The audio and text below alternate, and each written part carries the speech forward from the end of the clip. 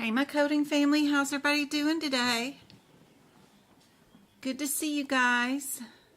Sorry we've been running around trying to get some things done today. Friday the boys don't have school, so we had to get Travis some blood work done today. And then we got his passport updated.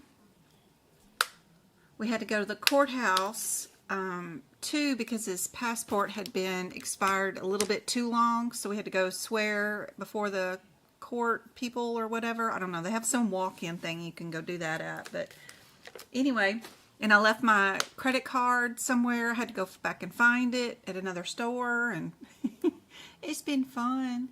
But I'm just now getting back home. Thank you so much, guys, for hanging out and waiting on me.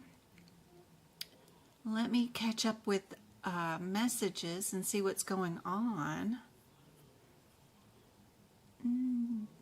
Thank you, Go-Kart, for keeping everybody informed.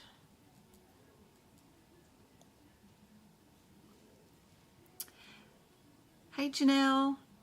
Hey, Go-Kart. Kenesha, good to see you. Is there a method or an easy process to mug up medical terminology or anatomy terms? On my last attempt, I scored 75. That means you only probably missed one question because there's only 4 on medical terms, and I want to improve that. The ICD-10 book, knowing where all the body systems are listed inside your ICD-10 book. If you happen to have an AAPC version for your exam, it has all the anatomy in it that you need for your exam. I'm working on changing my 2024 ICD-10 book into a 2025. I should have that finished tonight. I'm on the new T codes, and then I'm done. There's just a few more T codes. There's only one new R code. There was 4 new Q codes. There wasn't a whole lot of a bunch of stuff. There's just a couple of T codes and then a couple of Z codes I got to finish. But if you happen to have the AAPC version of the ICD-10 book, it's really got everything you need in it for your anatomy. So this is the new 2025 one, which I don't like, but it has, of course, better muscles and spines, better reproductive organ pictures, that kind of stuff. It has the lymphatic system in it. Of course, the anatomy pictures are one area for you to go into. This picture for the urinary is probably super helpful for the anatomy part of the exam, but once you're inside the ICD-10 tabular list, if you've got anything listed with any pictures, this is where they get their anatomy questions and answers from, is their added photographs, of course, inside the book. But right before you start to ICD-10 code a certain section, like Chapter 7, the diseases of the eyes, they're going to have a full anatomy page and common diseases that come with that particular area. And knowing how to run to the anatomy of the eye, find this page, and you've at least read through this once and you know about where things are. It's super helpful. Knowing what AAPC likes to use on their exam, like prior exam questions. See, you can tell I'm already starting in on my 2025 notes. Here I've got a prior exam question area is the layers of the eye. They say there are 3 different layers of the eye, and what body parts of the anatomy of the eye are included into each layer of that particular eye. Like right here, right here, it's talking about the ciliary body. It's the middle layer of the eye, right?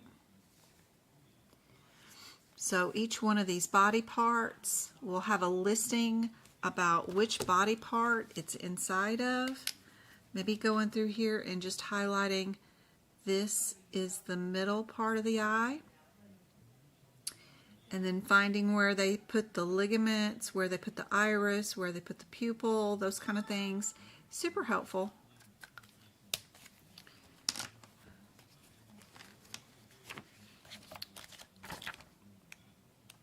Just knowing where your anatomy answers would be very helpful. This is chapter 8, the diseases of the ear and mastoid process. First, they're going to tell you about the anatomy of the ear, and then they're going to tell you about the common pathogens.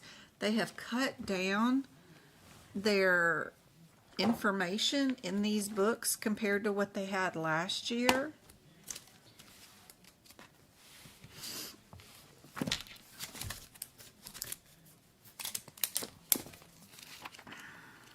I'm just finding more and more things that I don't like about this New Year's book. Page is this? Chapter 8. Chapter 8. Where's chapter 8?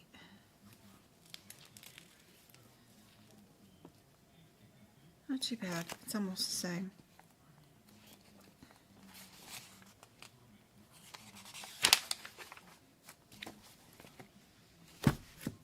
Any pictures that they may have inside the index that are in the middle of the chapter that are not in the very, very beginning. Sometimes they'll ask you questions that are only a matter of one of the pictures. So going through your book, making sure you know exactly where things are, at least know how to utilize this book to find your anatomy answers. Super helpful. Here's the lymphatic system, the anatomy of the lymphatic system, all the body parts, listed, and then it'll go through the common diseases of that area.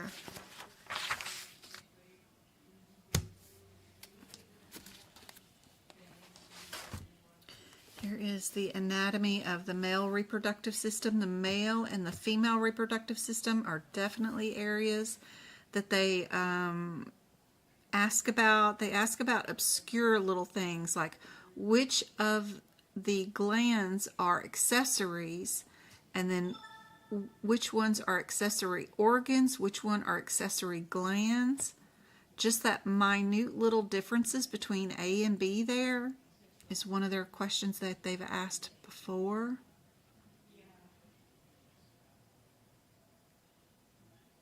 They've asked about that Barthol's gland, or what they call a Cowper's gland. They've asked about that before. And then here is the anatomy of the urinary system, and then the common pathogens. So if you have an AAPC version of the ICD-10 book, then you've got all the anatomy you need at all times, because you can just index it and it'll tell you what page number to find, even just the pictures and the anatomy stuff. So I hope that's helpful. And if you made a 75 on that, that means you only missed one question. That's really good, because there's only 4 questions on anatomy. You can also do practice exam questions. Like here on my website, I have a whole page full of anatomy practice questions right there. And you can always work up these too. I even have extra PDFs over here to the side that come with it. When you do purchase that membership, you can download all of these, all you want. There is everything you want to know about muscles. I even have my old notes from when I took anatomy and physiology back in college for my clinical side of working. When I took A&P 1 and 2, I've got old anatomy charts and stuff, notes that I took here. I've got all the circulatory system, the digestive system. I've got tons and tons, labeling the heart, just more and more stuff. Tons of integumentary stuff, the nervous system, the larynx, the spinal cord, endocrine, respiratory, urinary. You'd probably have no use for all of this stuff, but I've got a ton of PDFs over here that you guys can download. Some of them are interactive and stuff. Plus I have all those practice exam questions here on this page that you can work your knowledge on and see if you know the answers to any of these. They're all multiple choice, just like the certification exam. Just click on whichever one you think is the correct answer. It'll tell you if you got it right or wrong. Oh my Lord. There we go. I got one wrong. So, super cool area that you guys can practice in. That's a whole page of anatomy stuff.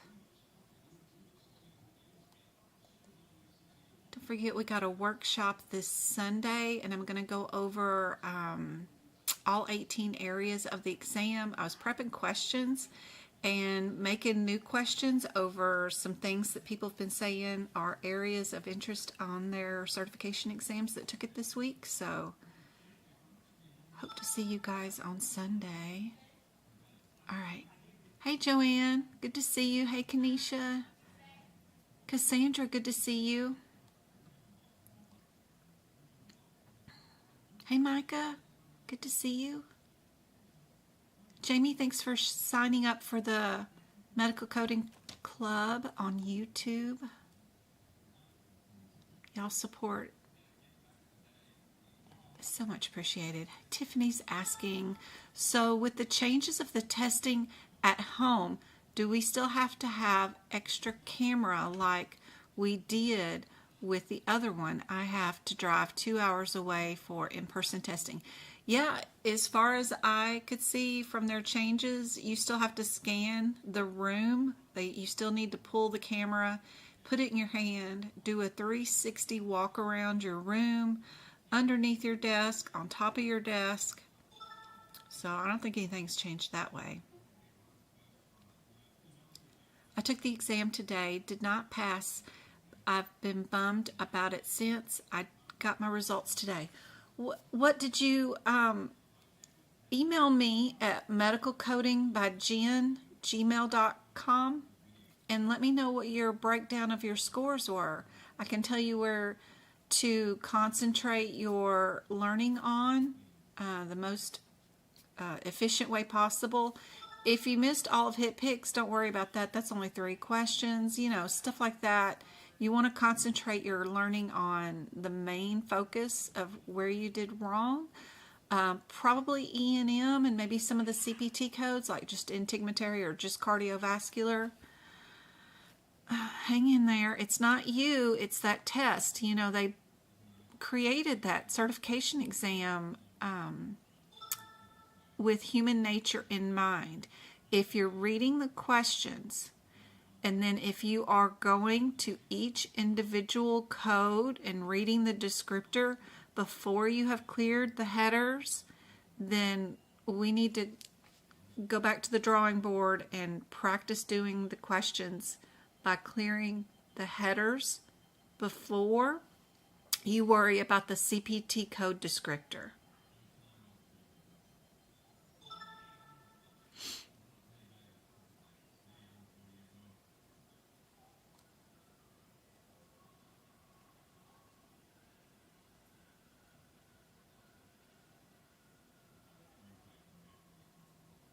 Janelle's working so hard. She's already done, 2 or 3 tutoring, and I know she has one scheduled already for November. I already sent you the YouTube link, or the Zoom link too, by the way. I was trying to get better for you. Let's see. I scheduled my exam for the first week in November, and you're feeling very nervous. That's totally normal, totally normal. I had to drive 2 hours away to go take it. Aw.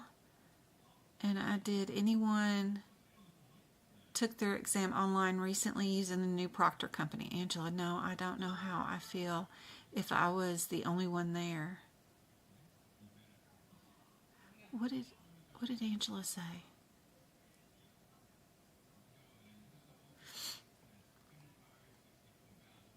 Hey, Katie, good to see you. Rotunda, hey, good card. Where we at? Sherry, good to see you. Hey, Fagan. Tasha. Rosa, it's been a while. I'm so glad to see you. How much is the membership? The one on my website is $7.99 to get access to all the pages. If you want $5.99, it gets you the first all the way down to diagnoses, so the first like 5 pages. But if you do the $7 one, it gets you all access to all those pages.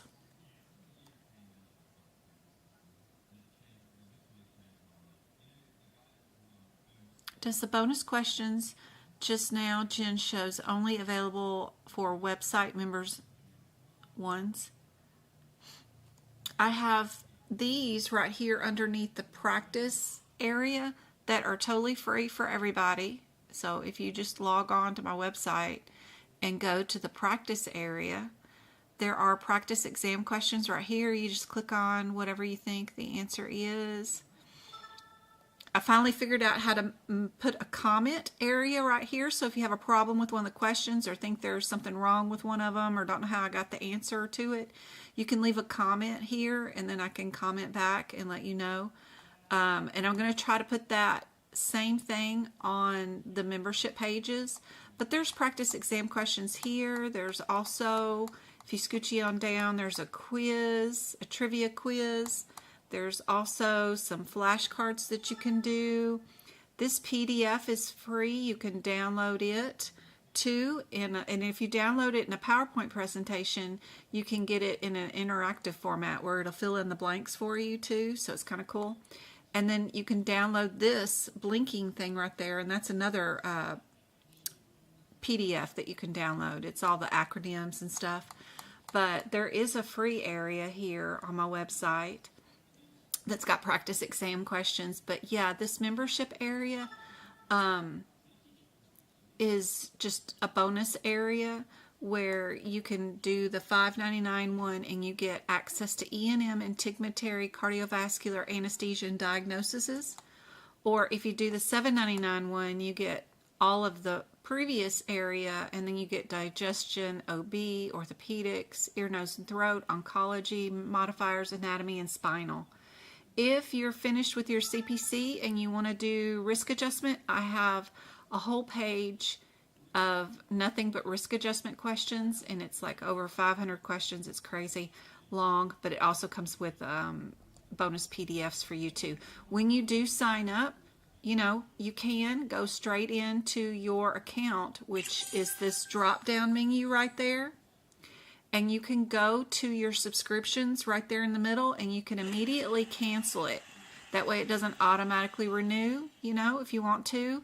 And you'll still have access for like 5 weeks because I leave it on for a week after it doesn't get renewed anyway. So, you know, go on in and cancel it. And then if you are happy with it, then you can go back in and renew it if you need more time with it. But it's super easy. I made it so that you can cancel your subscriptions really, really easy on my website. It's just one click. And then if you ever do order any PDFs with me and you forget to download them, or you forgot where you put them on your computer or whatever, you can contact me through your orders right there under my orders, and then I can always resend you the link and all that kind of stuff. I do have a rewards program, so every dollar you spend gets you little hearts, and then you can trade those hearts in for free stuff. Like I have a bunch of people taking the workshop this Sunday for free because they've already bought notes from me or something, you know, so you can trade it in and use them as real cash, and you don't have to spend any money later on. Anyway, don't forget to do your drop down menu up here on your account, because there's a lot of little cute stuff there. The blog is free. There's job support, there's coding support, there's an E&M book I wrote. It's 9 chapters, tells you how to do problems, data, and risk adjusting. So those practice questions that you have that don't have MDM or time in them, how do you figure out what the answer is? I have a ton of blogs on that kind of stuff. The shared gallery is free. It's got pictures of what pens do I use, what camera do I use, what do I use to haul my books around in, how do you keep the books from unwinding, how do you get an extra hour to take the exam, how do you get rid of your apprenticeship, which you can do prior to even taking your certification exam. You can go on and submit your letter of employment and then your letter of classes or whatever you might have taken to AAPC. You just upload it to their website, and then you'll get an email back saying that when you do take your certification, you will not have the apprenticeship status. All that stuff is underneath the shared gallery. The resources tab is great. There's tons of free resources there. One that I highly recommend is underneath the FAQ area. If you go there, the third sentence down is where is the best free resources. Click on that, and there is a link here for the free CMS classes right there that you can click on, and it will take you to the CMS website, government website, where they have internet training. And my prior employer used to send me here every year to do the fraud and abuse training. It's right here. You click on this. It's like a 30-minute course, and then they give you a little certificate when you finish it. You can do it unlimited times. Like if you take it 6 times and fail it 6 times, nobody's going to care because it's totally free. And once you do pass it, I mean, the answers are free on the internet. You can Google the answers, you know, use ChatGPT. But anyway, when you do pass it, you can add this to your resume. And then that way, you've already got part of your HR work done that anybody that's looking to hire you later on is going to end up probably having to, they either have to do in-house training for fraud and abuse, or you have to come here and get it done. You can't be hired and work in a patient's medical record without taking this and having proof in HR. So no matter what, you're going to have to do this. So you'll be a step ahead if you have it done. Anyway, there's a lot of other classes like free ICD-10 classes, forms, grievances and appeals is a high volume turnaround position.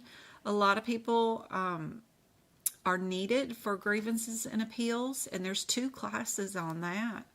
So all that's available on my website under the free resources, super handy dandy. And don't forget, if you want to prep your books and have notes like mine, I show you step by step of how to do it for free.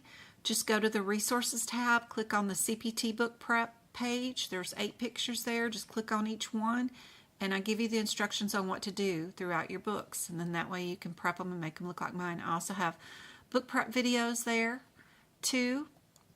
On my website, of course, is my link for Pocket Prep. That'll get you access to 750 practice exam questions for like $40. You can have 3 months worth of access to 750 practice exam questions with rationales and page numbers where the answers are. If you happen to have AAPC's ICD-10 and HipPix book, the CPT book is universal for everybody. So of course that one will work for page numbers where the answers are. But if you're not passing the certification exam, I highly recommend Pocket Prep because you can take it with you on your phone anywhere. And of course, my membership for my practice exam questions is another unique set of practice exam questions. And my website is mobile version too, so you can take me everywhere you go. You can use it on your cell phone, or you can use it on your desktop and do even more practice exam questions. But don't forget to click around on my website. Nothing's going to bite you. Just click around on things and see what you can find on here. There's a lot of great information all over the place. Let me get to some practice exam questions for you guys.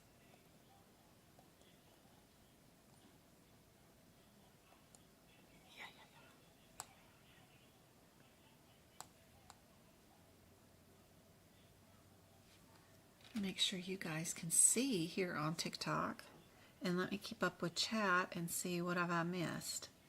If I did not get to your question, please just retype it. You won't be spamming me. Just retype it and ask again.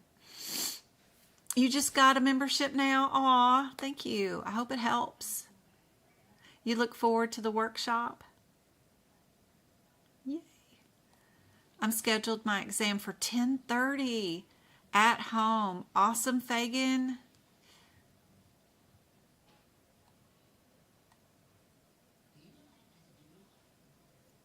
Okay, I do have only the YouTube membership, so I have the website membership. Yep, YouTube is just for bonus videos, book prep videos, bonus videos. I released a bunch of videos today for just the YouTube members. All the old workshops that are older than 90 days, the duck classes, that kind of stuff are all there. And then if you want bonus questions, those are available on my website. But if you get the YouTube membership and you get my website membership, you're still only looking at $13. So I try to keep things really, really cheap for you guys. I know you guys spend way too much on books and membership fees and exam attempts, and I don't need to, be trying to get you guys to spend another $100 on me. Just, less than 20, if you need the extra bonus help. Hopefully you can just watch all my free lives, 2 hours, 3 days a week. That's 6 hours of free practice questions every week. And then I do 2 workshops a year free for everybody on my birthday month in April, and then also over Christmas everybody gets the workshop for free. So those 2 workshops every year are always available on YouTube for everybody. So try to help out. But now this is my full-time job for you guys. I did quit my job as of June 1st this year, so I could stay home with you guys.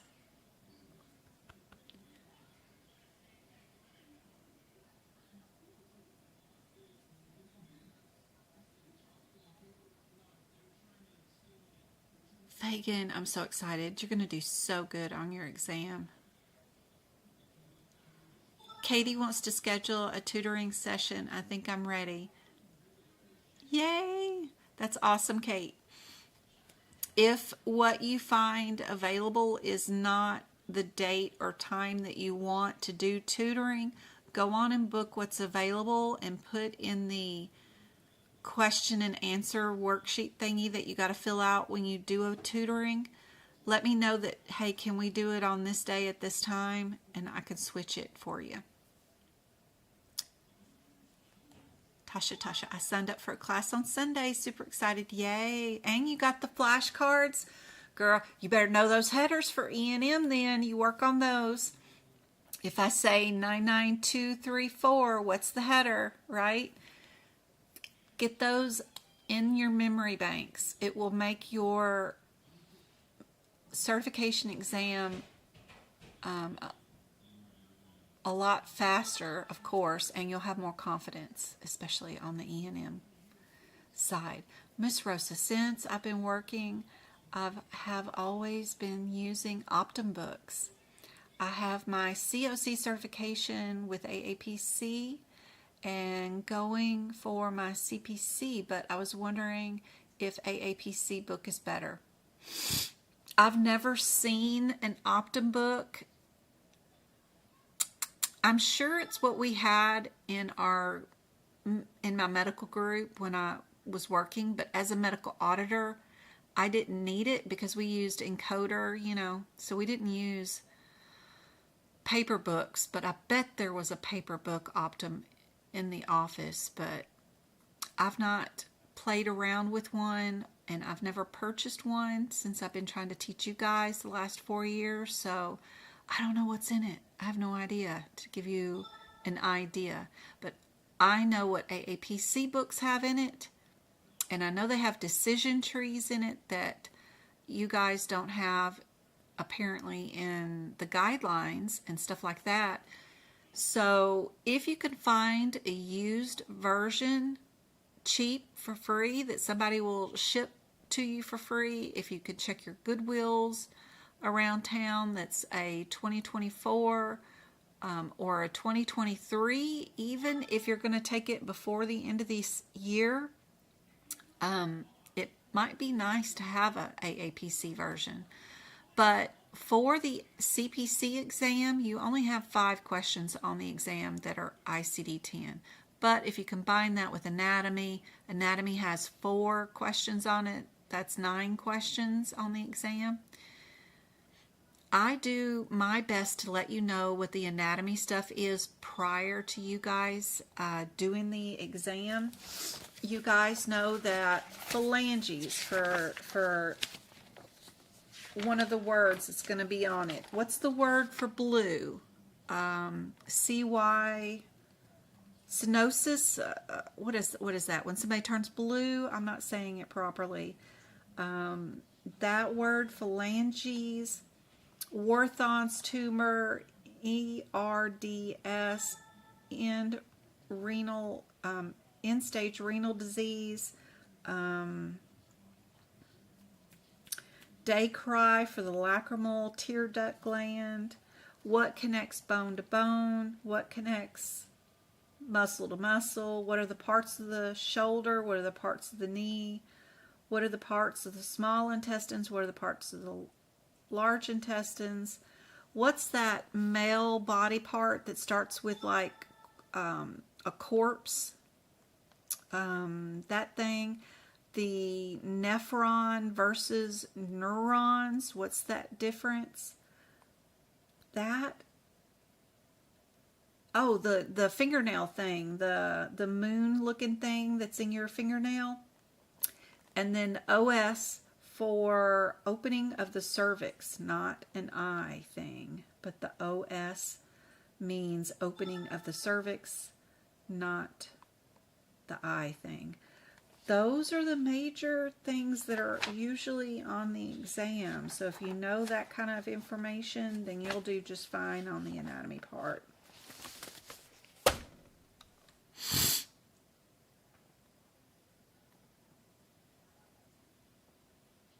I realized I got the same notes 2 times, 10 months apart. Oh no, Katie. Let me know if there's another set of notes you'd like. I can email them to you or have Twinkle do it. I work, or I can refund too, so you can always let me know your order number and I can hit the refund button.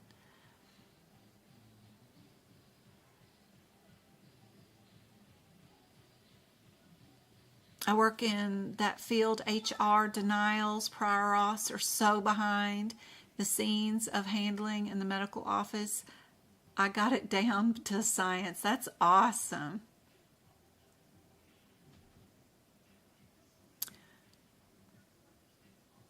How do we practice for the compliance and regulatory questions? What I like to do, let me show you.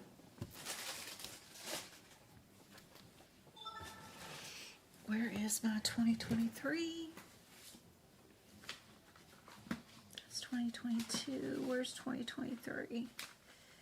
Where are you at, book? That's 2022. Ooh, I'm surrounded by a mountain of books, y'all. Y'all could see this desk. Here we go. All right. So what I did for my CPMA, which has got a lot of compliance and regulatory in it, you know, you purchase those practice exam questions, right?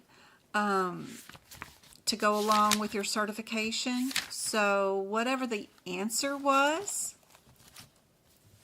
I put down just a little bit about it and then what the answer is. Focus audit was like the answer to one thing. What was the part of the question that they asked about focus audits? This was a situation where they were doing an audit of overuse of the modifier 22. So I just put a little line about that. What about a retrospective audit? What was the scenario they had in the practice exam question about it? Referrals after the claim had already been sent, right? If the claim has already been sent, that's a retrospective audit, right? So I just wrote stuff out, like the differences. Some examples of abuse are here, like excessive charges. Examples of fraud, billing for not furnished supplies, billing for higher services than were provided. Just little examples divided up and put down. If there was any dates or anything that I needed to know, like HIPAA for 1996, OIG, telefraud, those kind of things, I just kind of wrote out in the front of the book right before we do any exam or any E&M stuff. More effective audit is an external audit. That's one of your questions on any exam that has to do with compliance and regulatory. 100%. I think there was another page I utilized back here that had a full note page. Yep, I used this one right before Appendix A. We had a whole page that was available for notes. So I used it about what is a covered entity. What is a privacy notice? What is a business agreement? You know, so I just wrote them out. Writing them out reinforces learning, but also it's here if my brain goes blank and I'm having a bad day and can't remember nothing. What is an IRO? There's our FCA, QTAM, all that stuff. It's just right here. That way I've got it for my regulatory questions. Super easy. Just write it out. Did everybody get the answer for this question? Everybody's got B. What about this one? It's a good anatomy kind of sort of one. Do you have those type of notes available on your website? I do.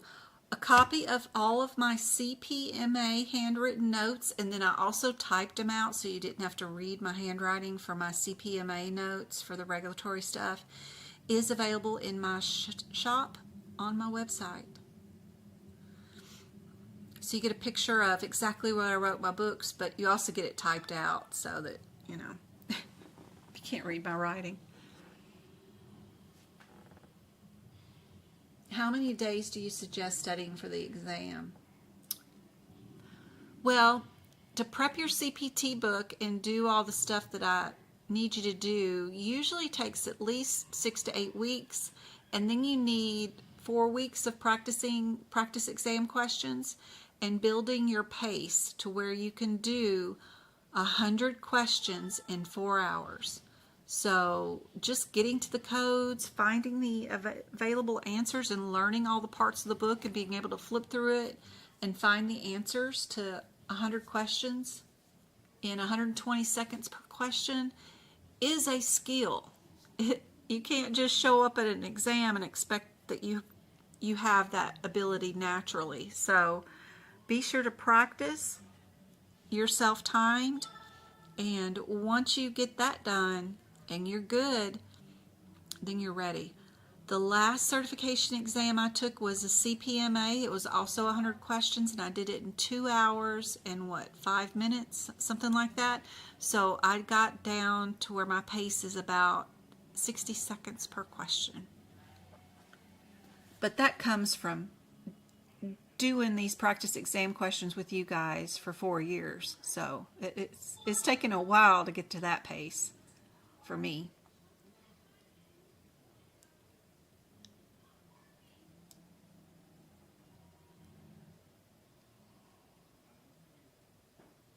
Mine took forever, but I'm better off because of the notes, yes, and these lives.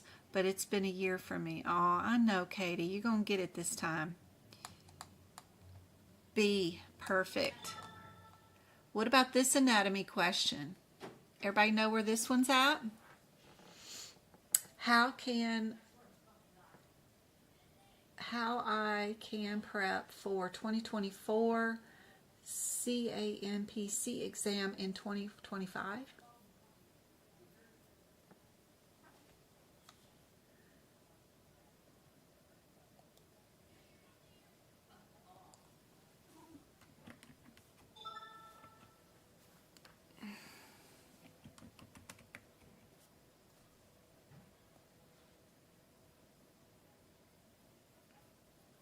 Easy peasy. You're going to go through your anesthesia section of your CPT book, and you're going to prep it just like I tell you on my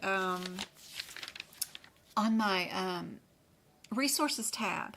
You're going to move all of those modifiers from your HipPix book from AA to QZ to your CPT book. You're going to move all your usual regular CPT modifiers like 23, 47, 53, their descriptions here. You're going to move all 8 versions of your types of anesthesia here. You're going to mark up how many extra points to add to your anesthesia, any of the physical modifiers, and your qualifying circumstances to this area. Then you're going to group your codes. You're going to write your one-word differences between your codes, and you're going to mark your any codes that have anything listed without. So for you guys on TikTok, it's really hard for you to see. Right here under this CPT code in anesthesia, it says it is without a pump oxygenator. Well, I'll go through the codes and get rid of the words it does not include. That way I don't make a mistake and think that it does include it because I see the word there anyway. And then anything that's a venous or vessel is marked in blue. Anything that's artery or aorta is marked in red. And then I've done my one-word differences in all of those descriptions next to the CPT codes for anesthesia. Put in plenty of examples too, like down at the bottom. I might have an example of a 7-year-old inguinal hernia, medically directed by CRNA, supervised anesthesiologist watching 2 or more concurrent. What was my answer? I coded 00830-QK, right? You're going to need to practice learning how to code for the anesthesiologist and then also coding for the CRNA, because it would be a separate set of stuff, right? One way you would code for the anesthesiologist who's supervising for the CRNA, and then one way you would code if you're coding for the CRNA. You need to learn what to look for in the exam questions to know who you're coding for in anesthesia. That would be the hardest part. In the pain management part of your exam, being in the nervous system, having those notes down really well, marking down the layman's terms, what nerve body part you're looking at with that particular CPT code is vital. The order of operation of modifiers versus timesing codes. If you're bilateral, can I add the 50 modifier? If I did multiple levels, how many times do I times it?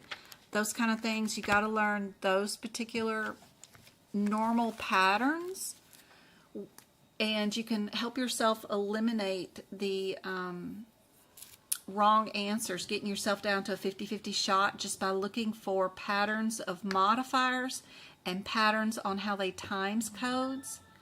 So definitely getting the study guide that goes along with that certification, purchasing the practice exam questions from AAPC for that particular certification, and then mocking up those sections in your CPT book that you're going to utilize for that certification exam is exactly the same process that we do for the CPC, is the same thing that I would do for your CANPC. For this question, everybody got kidney for this one? I don't know why it's so small. All right, what about this one?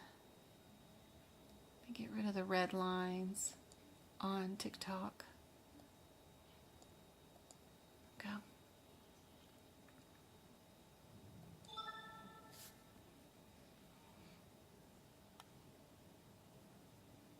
Yes, D, E, and F practice exam questions are and do have just a few fill in the blanks at the very end. My assumption is when they update the exam in the end of January, that the 10 cases at the end of our certification exam for CPC and COC will turn into fill in the blanks. Not every question, but probably the last 10.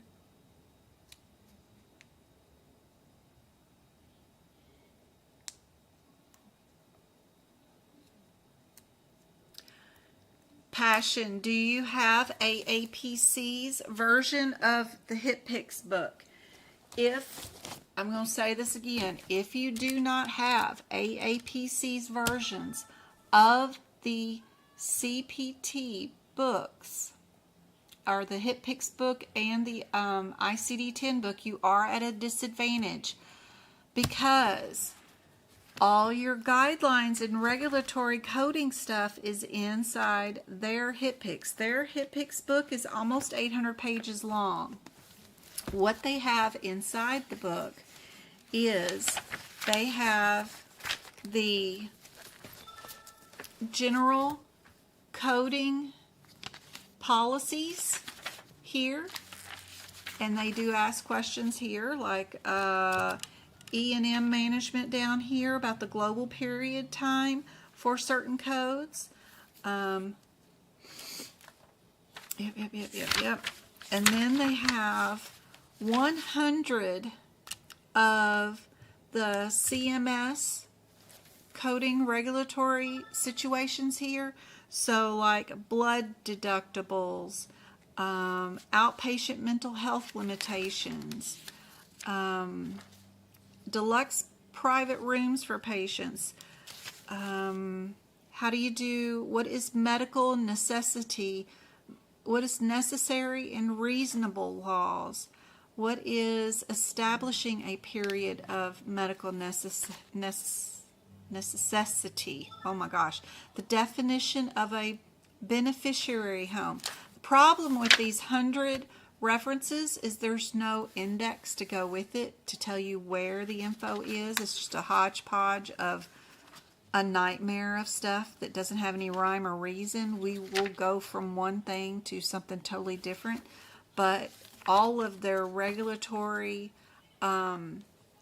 stuff is questions are in their HitPix book. And if you have Pocket Prep, those practice exam questions from my website, that little link for Pocket Prep, they have a lot of questions that are inside this HitPix book, that are inside this 100 reference publication, that shows you how to use it, because they'll tell you where the page numbers are, and then you got to find the answers back here, which is a nightmare. But at least you get the page number, and then you get to come to that page and find it. But everything that you need is inside these manuals, if you have, of course, their versions. But don't buy them from them. They charge too much for shipping them. Get them from Amazon, or keep Google searching for one of their versions to pop up on Google being sold by a bookstore or something. Anywhere for free shipping is preferable, of course. And I always get mine from anywhere but them, because I don't like to pay for the extra shipping. Last year it was $20 a book. This year it's $10 per book to ship, but it's still too much.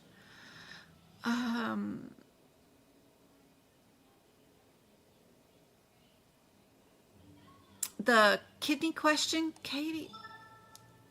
Kidney? The Loop of Helen, that is inside the AAPC version of the ICD-10 book. It does mark that particular body part and tell you about it and describe it and tell you where it's located at. This particular one, fluoxetine, antidepressant, right? Which of the following is a major side effect of anticoagulants? Not too high, probably, for that one.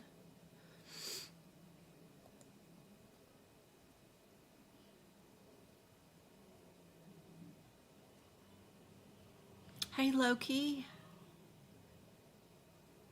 You're very welcome, Passion.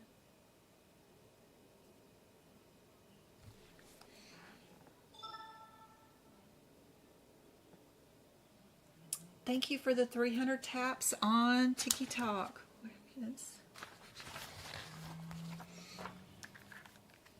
Thanks for liking and sharing it. And let's see how many taps we got on our YouTube video too while I'm here.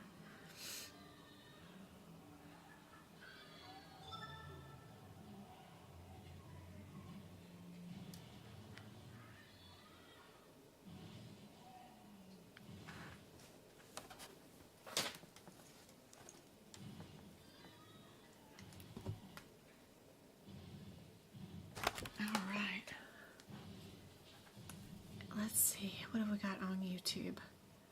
We have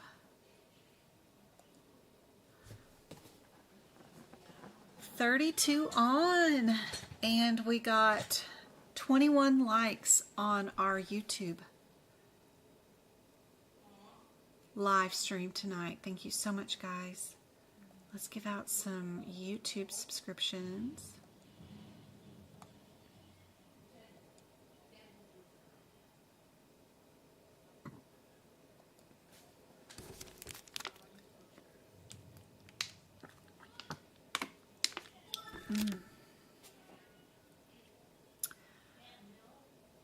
There are some new codes in the 2025 that I would recommend writing in if you're not going to take your certification exam until 2025. Ooh, I got it loud today. Turn that down some. Not too many. There's just a couple of new obesity codes that are pretty cool, that if I was writing the exam, I would pick those as new questions for 2025 just because they're cool. They started staging obesity, stage 1, stage 2, stage 3. So it's kind of cool. It's something neat and new. Other than that, there's really not a lot of new codes that I would worry about, but I'm almost done with prepping a 2024 ICD book and changing it into a 2025 so you don't have to buy a new book. All right, who do we get? Diane Blondie, Beverly. All right, and Sparkle and Muse. All right, guys. What have we got for this question? Everybody was going A, I thought. Yeah. Easy peasy on that one.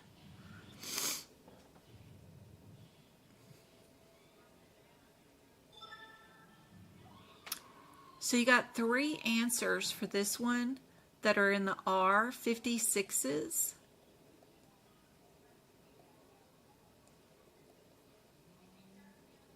I'd start there. Then see if I'm an O1 or an OO. Most of the time the 9 is unspecified. We have convulsions. Where would convulsions be?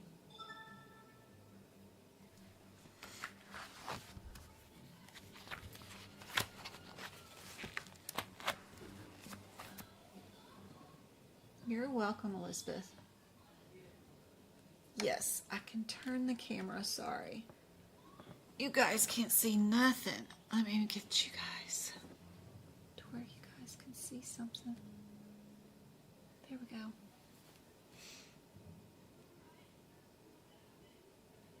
I am streaming live on YouTube. If your view is not nice, you can go over to YouTube where I'm streaming directly from my computer to your computer.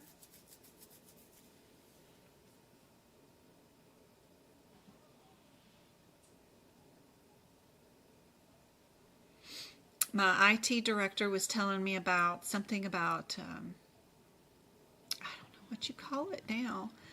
What's a V-tube? A V-tube, like, I don't know.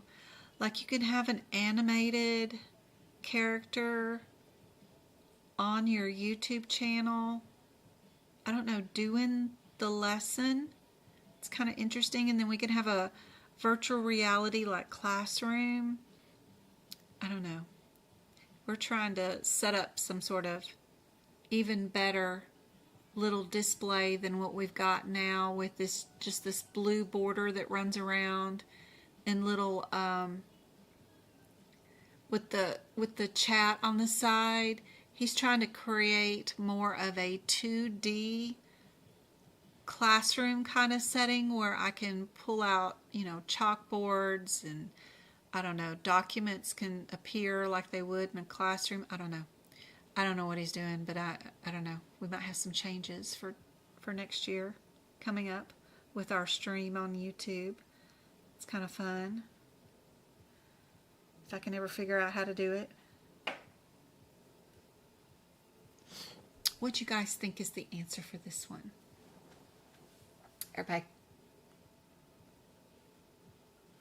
Still don't see any correct answers. Let me see about YouTube though. Yeah, no one gonna work out. We got A for this one. What is our R56? R56.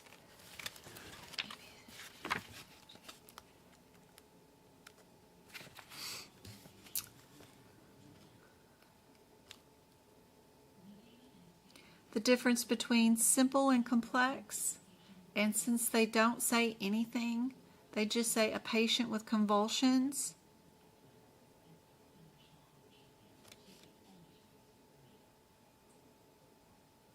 The answer that AAPC wanted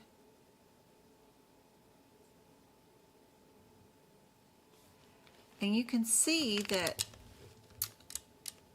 for my CRC exam or even CPC exam, any kind of exam, when I might get the answer wrong or right, whatever, I go on and put patient with convulsions, sent for CT scan with brain contrast. And then I starred the answer that they wanted, which was R56.00. That's the answer that they wanted. So that the next time I see this question, I've already got it written right here. Because sometimes it's not what, you know, we would do in real life coding. It's what answer AAPC wanted. So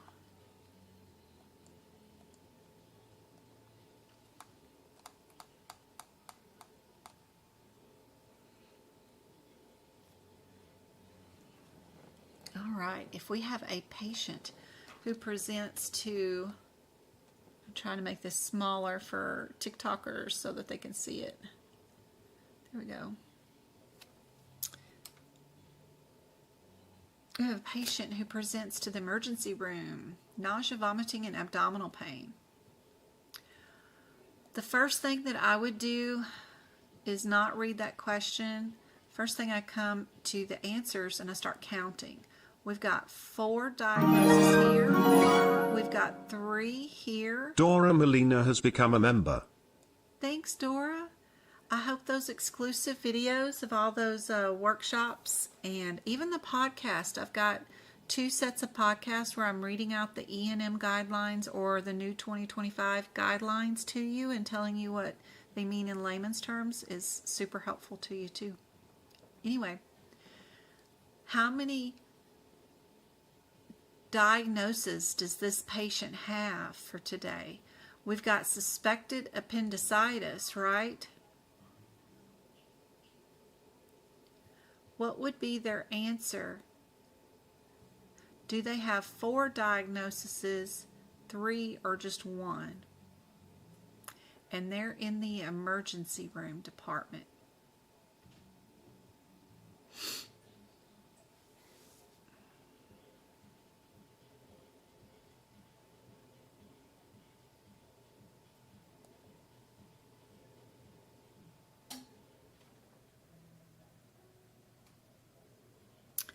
What if we're going to, because this is an outpatient facility, we're going to code them with nausea, vomiting, abdominal pain, and fever. That's just 3 diagnoses. That way we know that B is our answer, right, for this one. But if I change this and they had been admitted to the hospital, what's the answer? What if they were admitted? Does their answer stay the same? Would we still be billing B, or would we bill something else?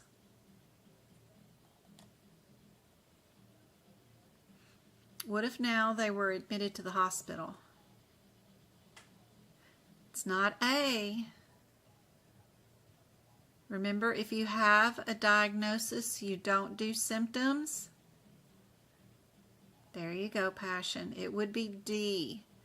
If they were already admitted to the hospital, there's a guideline that says if they're suspected of something, we go on and code them like they have it. So if we're going to code them saying that they have appendicitis, we will never, ever, ever use our codes with a diagnosis, because all those are symptoms that go along with that particular diagnosis. So A would never be used in any situation, no matter what. You're either going to do the symptoms or you're going to do appendicitis.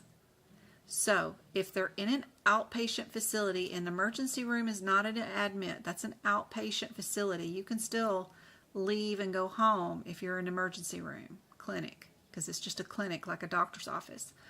But if you're admitted to the hospital and you can code for suspected diagnoses, but you code them like they have it. If you're in the emergency room, you cannot code suspected diagnoses, just like you can't code suspected diagnoses in your regular doctor's office. You have to code just the symptoms. So B would be your answer for anywhere other than being admitted to the hospital. If you're admitted to the hospital, D would be your answer. Hope that's not confusing. But anyway, the way the question is written, without me messing with it, it is B is our answer.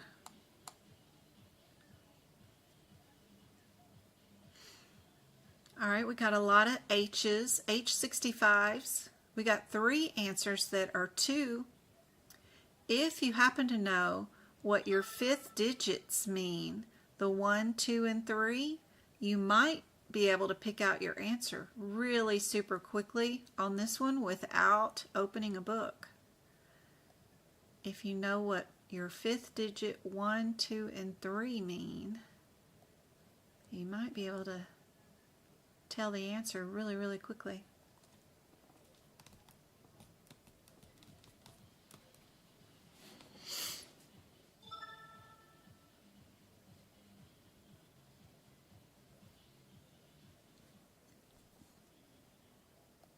A lot of times your fifth digit 1 means right.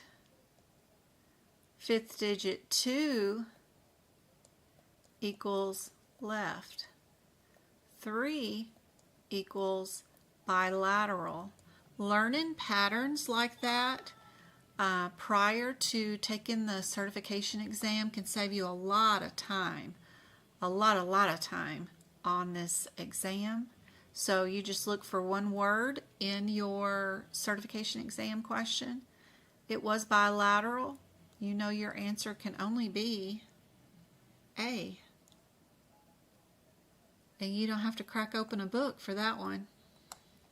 Love it. Love it, love it, love it. Stuff they don't teach you when you pay for a course. Alright. Are we an A code? Which that chapter in our ICD-10 book is labeled as infectious and parasitic diseases, or are we a K? K chapter is labeled as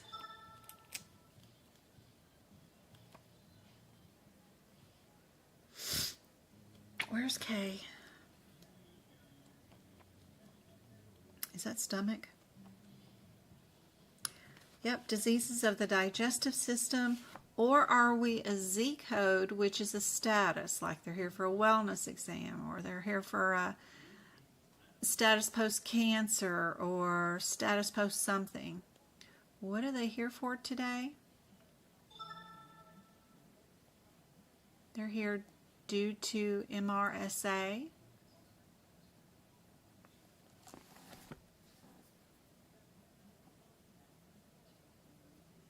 What would go first?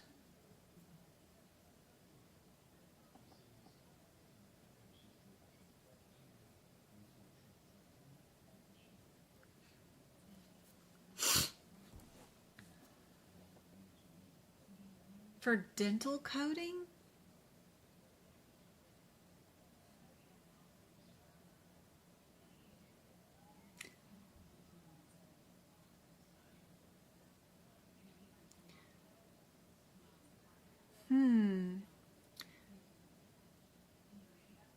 Do they have any practice exam questions in certification for dental?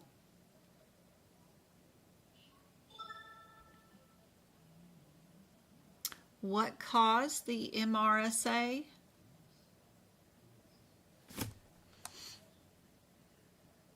It was a hernia repair, right?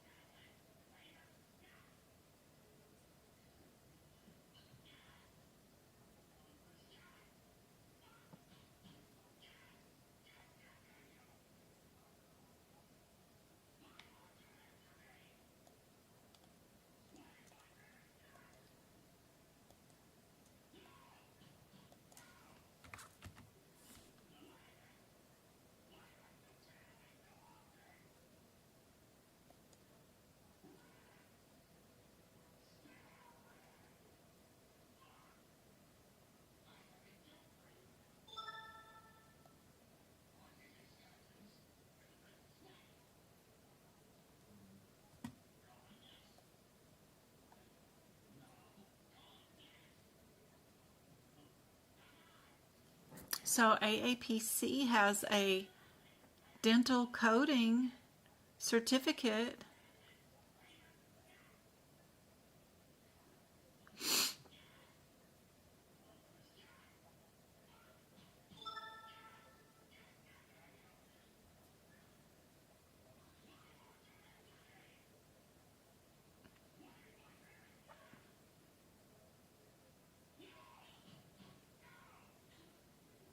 CDT. So if we go to, let's see,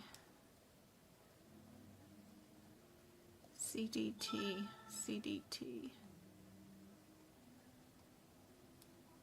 Do they still offer it? Where?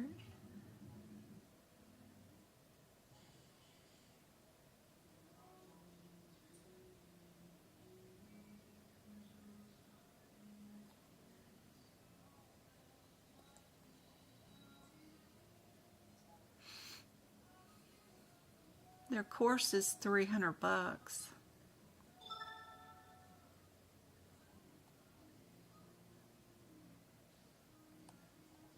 But I'd recommend just the practice exam questions that come with it. Don't need the course really, but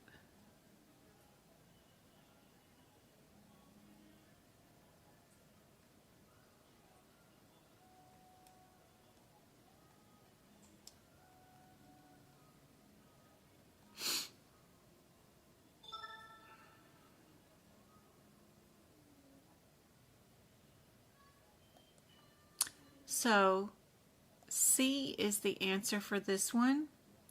You're going to code your hernia issue that caused your staph infection for this one first. Usually your A codes for sepsis or anything else, it's usually a lot of times your second code. What about this one? Do we have just one code or do we have two? Would we have the F039 or would we have an F03A code? That's intriguing. Define the alphabet.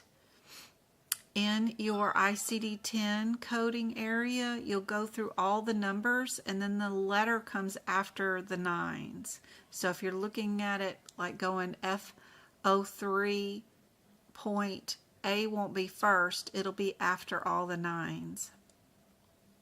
Anyway, if you're looking for those diagnoses to see if you're, which one you're going to be coding for. Yeah, it was C, Paula. You okay? Just be sure and write those correct answers in your book. The MRSA, all those areas around that A area, I have them all written in the book. There's no way you can remember all that mess. When you do sepsis correct, when you do MRSA first or whatever, it's a nightmare. I have the notes for all the MRSA and sepsis. Video. Yep. So my sepsis, the A40 section, is just littered up with tons of notes that will have every little example in it. My camera's not going to work right now, but sorry, but it's just littered with every little example. I have all the guidelines up there, like R65 is never first. Sepsis without organ failure is usually one diagnosis, or it is one diagnosis. Severe sepsis is at least two diagnoses. Sepsis with staph infection, you code the A41 and the R65. If it's MRSA or whatever else, let's see, I've got sepsis due to MRSA. You're going to have your A41 and you're going to have your Z code for a carrier of the MRSA staph infection. Personal history of MRSA staph infection gets a Z code also, but I just have them all listed and written out in my ICD-10 book, all on this A41 area. That way, if I ever run into one of those, I've got it all written out. This particular one,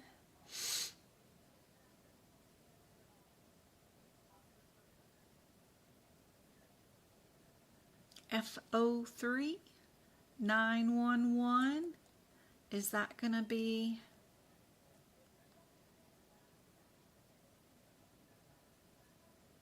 our agitated, combative person who has dementia? But those are all symptoms of dementia. So we're just going to code our dementia. What about this one? This one's too big. I gotta get it smaller. We've got J44.0 or 0.9. Then are we going to do a J20 and then a Z code, or are we going to do an F code? So do we have 3 diagnoses or just 2? What was our patient diagnosed with?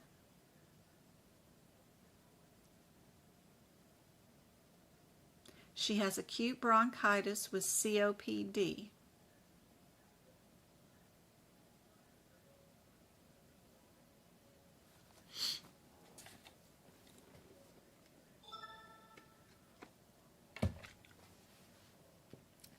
Hey MK, good to see you.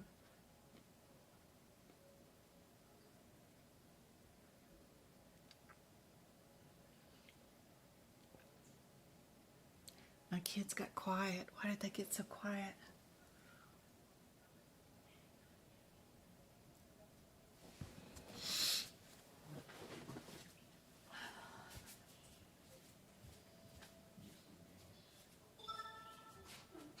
Hey Travis, can I see your passport picture? Get off of that. Where's your passport picture? Oh, it's in my pocket. Can I see it? Where's James? Out there cleaning the truck because he wanted to. Clean out the truck. What truck? Yours. Why? I don't know, he just wanted to. He knows what he's doing. He's using, but he's like cleaning it. It's because he really wants to drive it. Killing me. I don't trust him outside.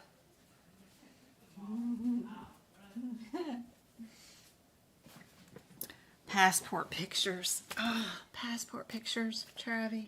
It's too funny.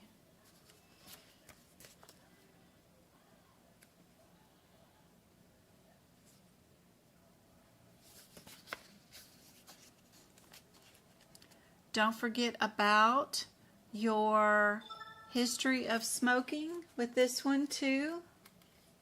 So that might be part of it. I'm not sure. She smokes a pack a day, so she's dependent on cigarettes, right?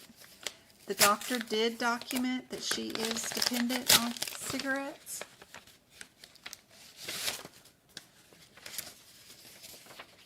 Oh, vote forward. I've already turned in my voting ballot. They're still sending me mail. We did that Wednesday or Thursday. Complete Health. Who are these people?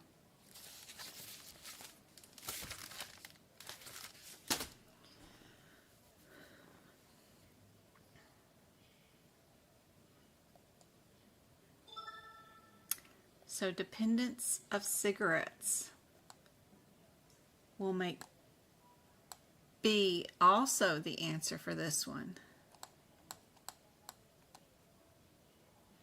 If we have a patient who has a dependence to opioids, seen in the clinic for withdrawal symptoms, what would we code? We've got 2 answers with the same code first, A and D.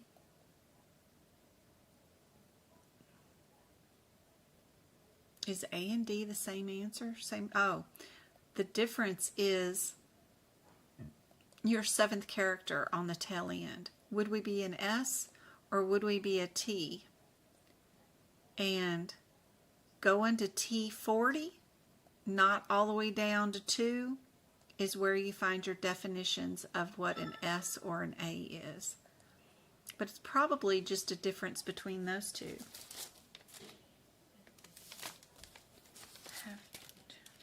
John, James, where's Travis?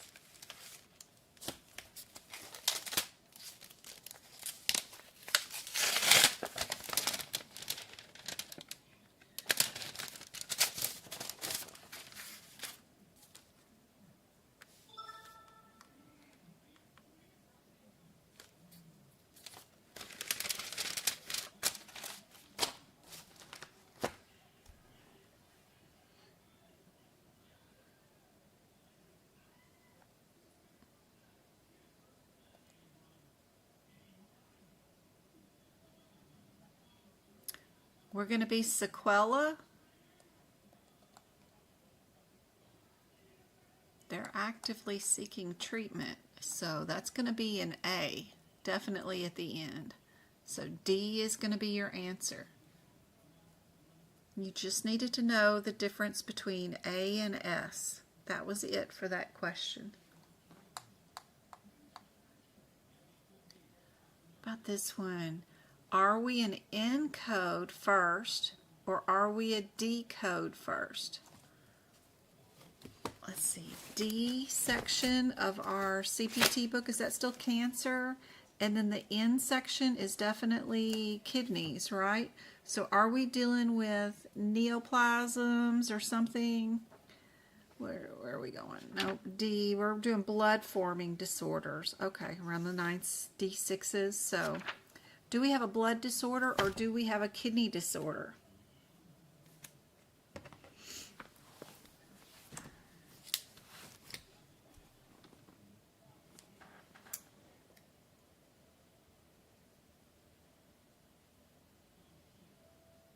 Why wouldn't the withdrawals be sequela?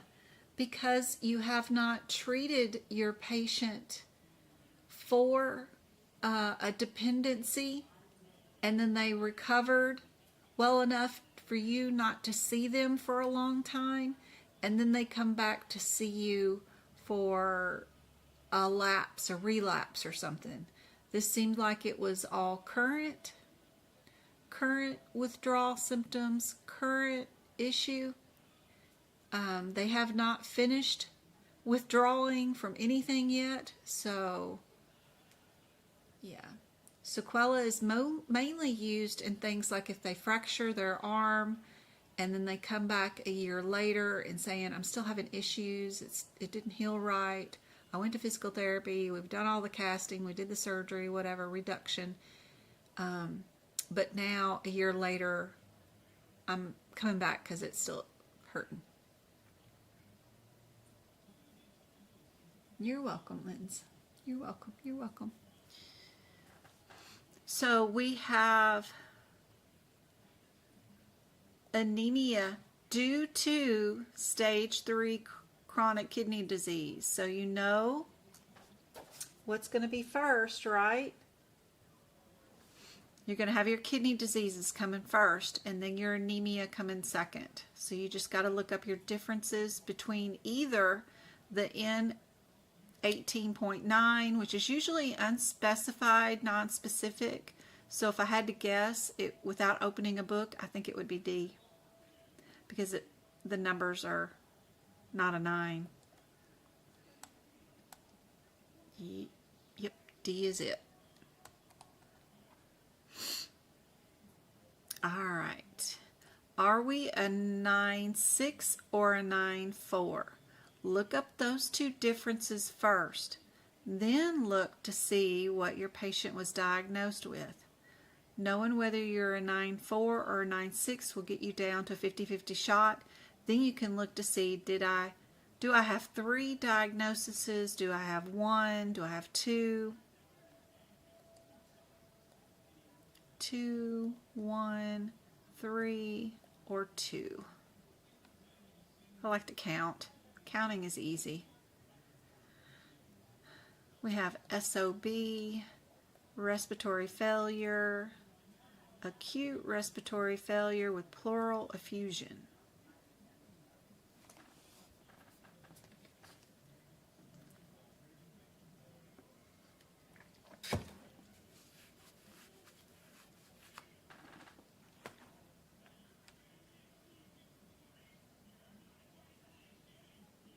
Thank you for the 5,000 taps on TikTok. You guys are awesome. Thank you, thank you, thank you.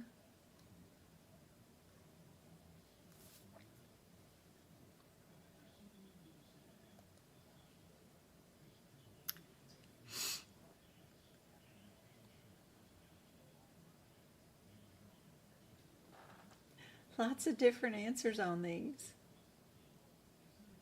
We are going to be a 9.6, so we're going to get rid of C and A. Now you just need to know, Do I have one diagnosis code or do I have two? Don't forget about your pleural effusion with your acute respiratory failure. So we do have the two. And just writing these examples next to the codes is super helpful. Go right beside the J96, the J90, and put acute respiratory failure with pleural effusion. Then you've got it for the next time you see a situation like this. Are we an I-10, an I-11, or an I-51? That's the first thing to think about. Go look at your differences between these, and then look to see what your patient was diagnosed with.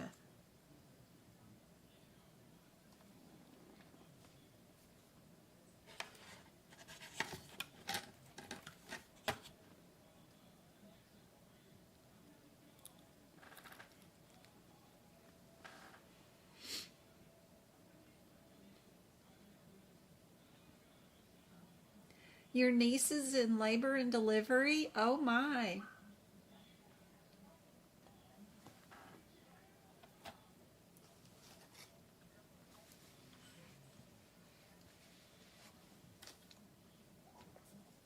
I miss my days on labor and delivery. Aw.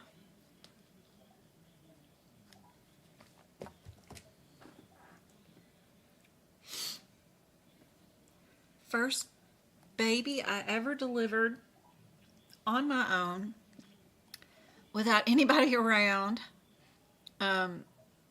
This lady got wheeled over from the clinic to labor and delivery. Our hospital was attached to some office buildings. Her water broke, so she had water trailing behind her all the way to the labor and delivery room in the wheelchair. Got her up in the bed, and she's asking for her epidural. And I looked down, I said, I don't think we got time, hon. And here comes the baby. And she delivered a little girl and named her Michael. And that's my dad's name. And all my sons, all three of my sons have Michael in their name too. So I always find that interesting. It was her choice. I mean, she didn't know anything about me. That was just her choice to name her daughter. It's really cool. Cool name. I love that name. It's one of our favorites in our family. But what an exciting day.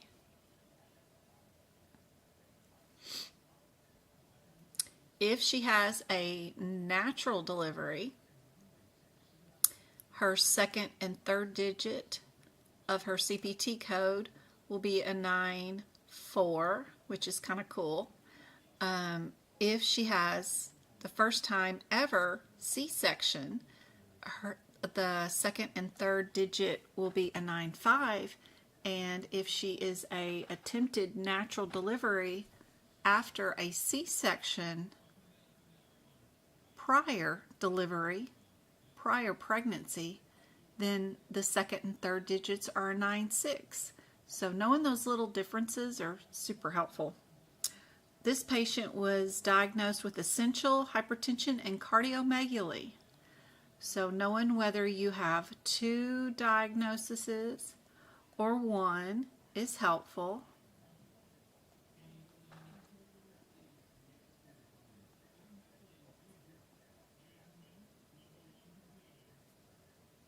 And knowing where essential hypertension is located at also makes this one very easy peasy. A is your answer. Would we be a T code first, which is an injury, right? Would we be an A code, which is a blood disease or disorder or sepsis or something, first? Or would we be a symptom, R code first?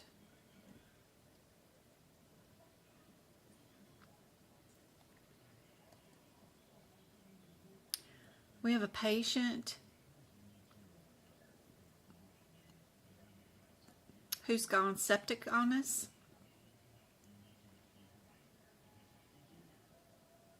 And they're getting intravenous antibiotics. Every single answer has 3 diagnoses in it. They're just all switched around and rearranged, right? Do you do T codes at the end? Do you do them in the beginning? Do you do A's in the beginning? Do you do R's in the beginning? It's just knowing which sequence is correct for this one. What would you do in this one? That's all the question's asking you is which one would be first. Good job, Talia. Yes, yes, yes. So we've got 2 answers that start off with the T code in the beginning. That's A and C if you're looking for similarities. Then are we a T code or with an A code in the middle and then another T code at the end? Or would we do R code in the middle and then an A code at the end? Just seeing those kind of patterns, what would not be normal, what you don't see in a lot of answers, the more you practice these questions, and then what you see that is normal and a pattern that you see a lot of is super helpful. Also looking for those similarities. A and C start off with the same first 3 digits. Then just looking at the available answer, would we start off with the T code and then end it on T code? Or would we have all 3 different codes? Can make the question a lot easier instead of running from code to code and looking up stuff. You can rationalize yourself out to the correct answer, which is A. Let me get rid of the writing on this one. Review. Delete all the ink. I must have been talking to somebody about this one recently. What about this diabetic? Are we an E11-3 or an E11-9? Would be helpful to know. Also, is this patient being diagnosed with 1 diagnosis for today, or 2, or 3?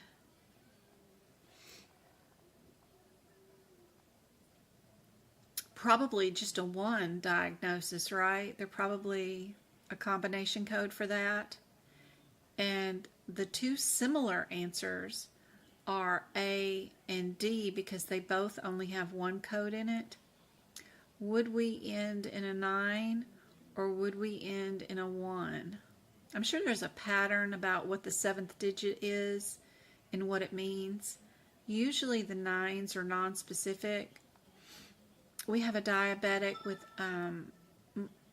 eye edema with retinopathy of the right eye. Ooh, can we find, yeah, everything's 1. So we know the right eye will probably end up being a 1, right? Left is 2. 3 is bilateral.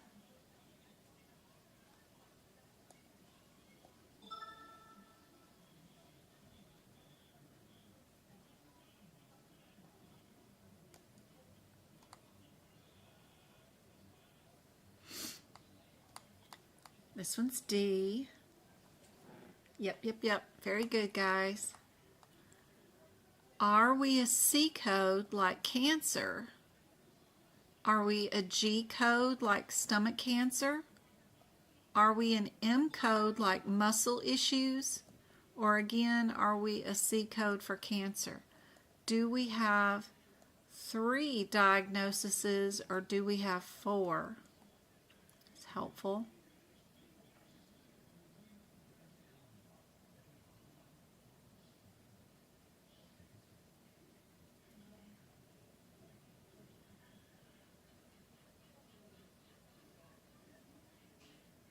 Not stomach, nerve issues. Patient's here for a nerve block. So cancer, pain, muscles, or cancer.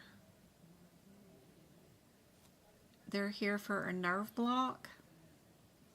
So would we code cancer first, pain first, musculoskeletal issue first, or cancer? Indeed. It would be B again. Love it. HIV 1. Would we code an R code, a B code, or a Z code? We do have two similars, which are B and C.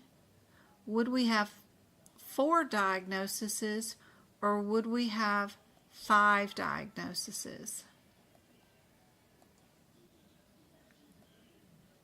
4 or 5.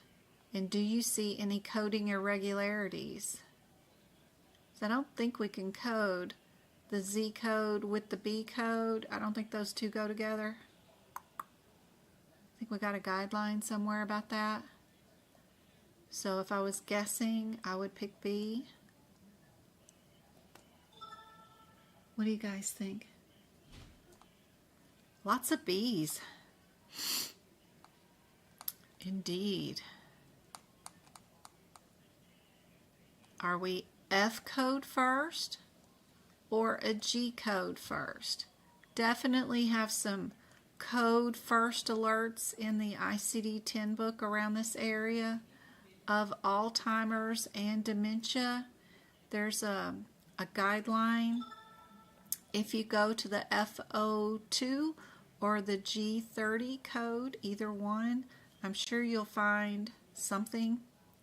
You can see that we've got some answers that have the R symptom codes with them. You can pretty much eliminate those right away, because if we have R codes when we already have diagnoses, then a lot of times that's just a coding irregularity. We would not code memory loss or confusion when it's a symptom of Alzheimer's and dementia. So I always try to ignore any answers that might have an R code with my stuff. So that gets you down to just C and A. Then it's just a matter of knowing whether the G code goes first or the F code. And you can look that up by looking up one code in your book, and either will point you to what you're supposed to do. Code an additional or code another one first.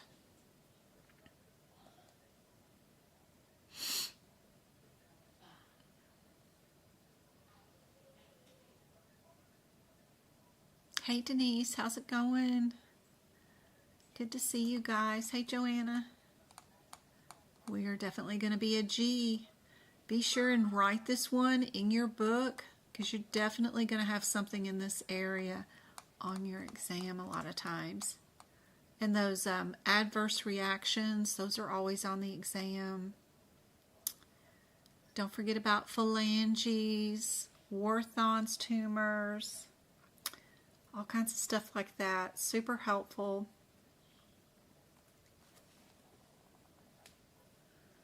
Let's see, we've got this one. Did we already do this one? The J94s and the J96s? I think we've already done that one. That seems familiar. Essential hypertension, that seems familiar. We have ketoacidosis and a patient that's in a diabetic coma who also has a malignant neoplasm of the pancreas. Good gracious. So do we code them with cancer first? Endocrine issue first? First you got to figure that out. Do they have 2 diagnoses? Or do they have 3 diagnoses? And then what would go first? C or E?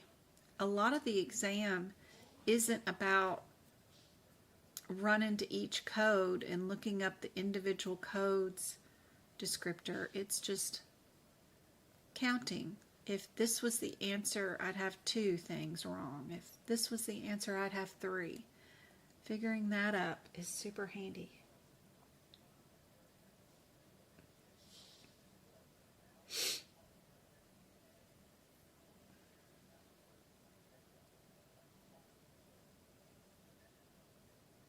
What got them out the door today?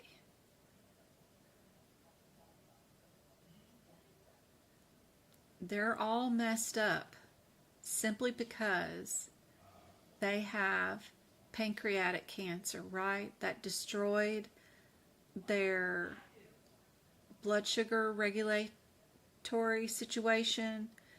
Now their kidneys are in distress with ketoacidosis, right? So everything is happening to them, and they have to use insulin, not because they're diabetic, but because their pancreas has cancer, right? And they can't produce insulin properly. So you know the C code is going to go first. Then do we have 2 diagnoses here or 3?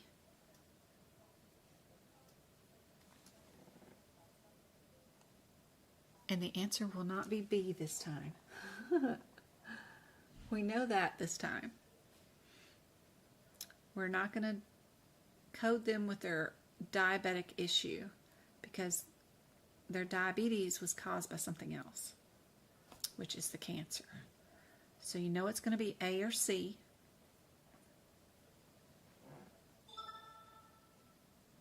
Yep. Don't forget your long-term use of medication code that will go along with that for their insulin use. Yep, perfect. Are we a hypertension issue first, or are we a kidney issue first? Knowing the sequences of stuff is super handy. What's causing their kidney disease? Or what's causing their hypertension?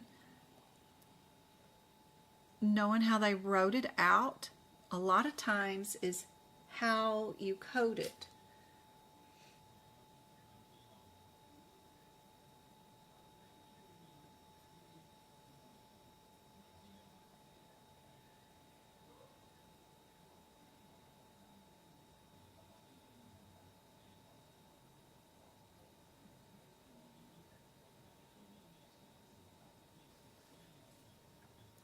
So how they wrote it was uncontrolled hypertension, so that's going to go first. And then there's stage 3 kidney disease.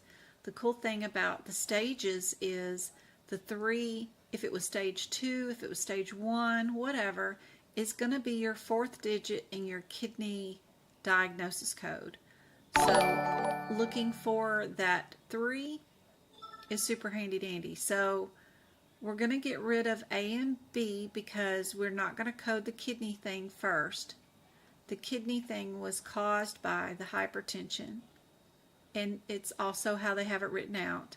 Hypertension goes first. And then we know we're not going to be a 9 because we have our stage, and that's where our 3 goes. So without opening a book, you can do this one if you know your little stagey thing right there.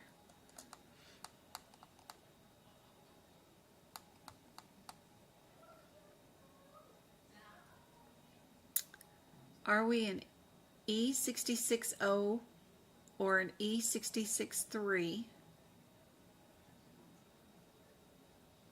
Is our first little hurdle. Probably the O's because there's 3 of them. Then would we be 1 diagnosis or would we be 2? We have 2 similars that are the 45 versus the 42. If we're going to bill for our BMI, the last 2 digits in our CPT code are going to match the BMI. So if it said 47, you'd have a 47 here. If it said 41, you'd have a 41. So it's another area that you get to match. Like the CKD stage 3, you get to match part of the answer with part of the question. So you know you're going to have 45 in one of your answers for the BMI. So you know it's got to be a difference between A and B. And if you're looking for similarities, the 01 is down in 3 of your answers. So maybe your answer's A. More likely it's A. Or it could be the little 3, but this one's also out to your 5th digit, where this one's only out to 4 digits long. So just looking up the one little difference between the O and the 3 is all you need to do really for this question. And then you get A. Yeah. Isn't history Z codes?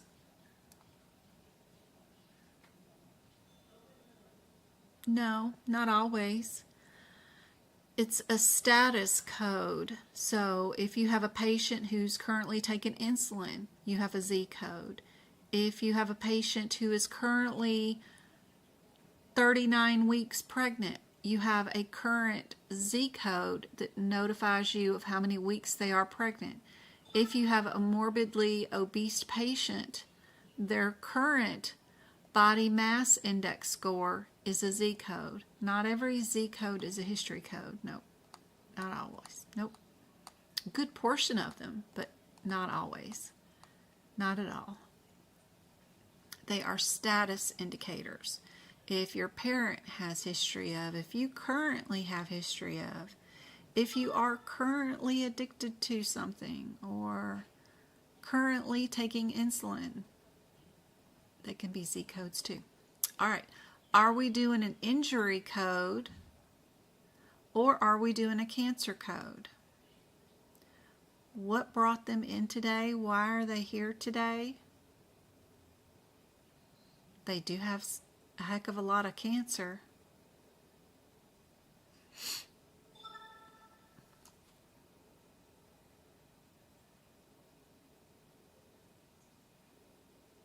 Thanks for the follow. You guys are awesome. Thanks for the subscribers. I got 14 of you guys on TikTok. Thank you for the heart me's. Who is that? Go-Kart? I can see your logo and Rocco, Rocio, Rosso. Thank you so much for the heart me and the gifts. Whatever you did. Thank you so much. You're awesome. Thank you for the roses. Hey, Kathy, thank you so much for the roses. You're awesome. You guys got 5,000 taps on TikTok. How many do we have on YouTube? Thank you for the stars or super chats or whatever that is that y'all have been gifting on the YouTube videos. Those are great. Thank you so much, guys. We got 7 new YouTube members and 23 likes on our YouTube stream. I still got 28 of you guys on. I know it's starting to get late for you guys. Would we do a T code first or would we do a C code first? Would we have 2 diagnoses, 4, 3, or 1, 2, 3, 4, 5, or 5 diagnoses for this patient? They have combined hepatic and gallbladder carcinoma of the liver,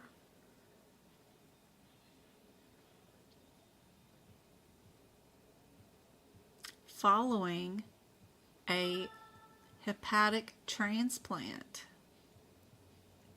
What do the guidelines tell you? If you get cancer after a transplant, then it's an injury, right?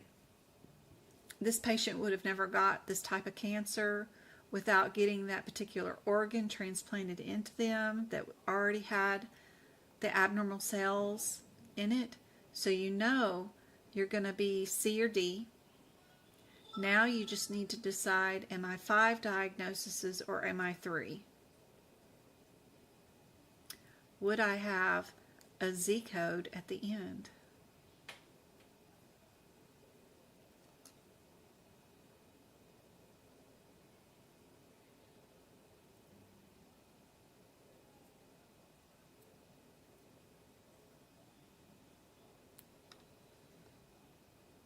That status post-transplant code is definitely one we would need. So we would need all those at the bottom. All of them. This is your status post-transplant. This is your injury. We got cancer due to our transplant. And then these are our cancers.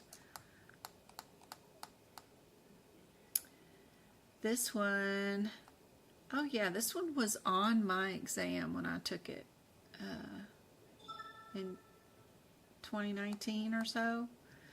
Something about a sister and psychosis. Yeah. We've got some different variations of the F31. F31 1, 3, 6, or 8. The D has a 9 in it, so that's more non-specific, right? Would we be an F code first, then an E code, or a G code for like pain? Or would pain come last after the E code? What was she diagnosed with? She was diagnosed as R, so I'm only looking at the bottom sentence, moderate manic depressive bipolar with manic state, hypothyroidism, and a migraine.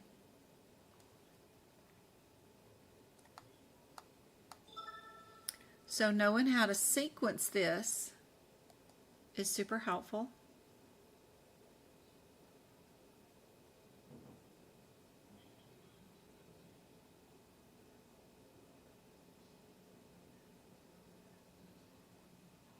F code is definitely going to be our manic depressive bipolar disorder, currently in a manic state. Hypothyroidism, is that an E code or a G code? And then where would migraine be? Knowing those differences is super handy dandy.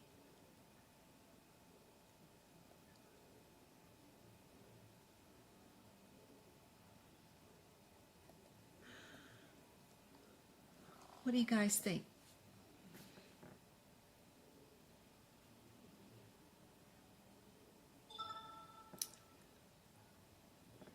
Transplant code is always reported.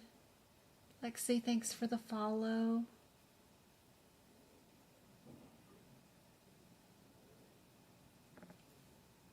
Migraine is the G codes. That's the last one on the tail end.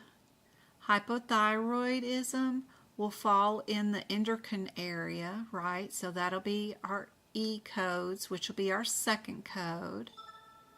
And then our F code for our mental status will be first. So that should eliminate at least D. It's also the one abnormal one that's different from the rest.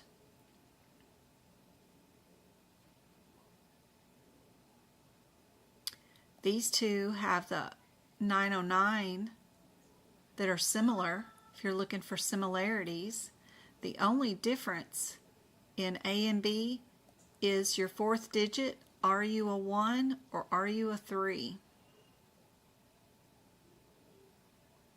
That is your only difference. And the only thing you really need to look up in your ICD-10 book if you were doing this question for the exam. Are you a 1 or a 3? Yes. Good job. B is correct. Good job. Let's see, what have we got here? We've got kidneys, blood disorder, or sepsis of some sort. what would go first? What were they being seen for? Let's see, we got elderly UTI, IV antibiotics,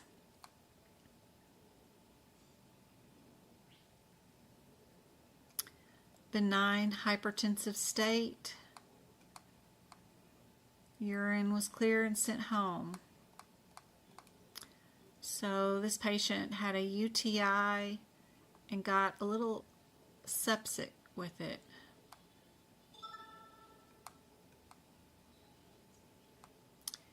Positive UTI was pneumo,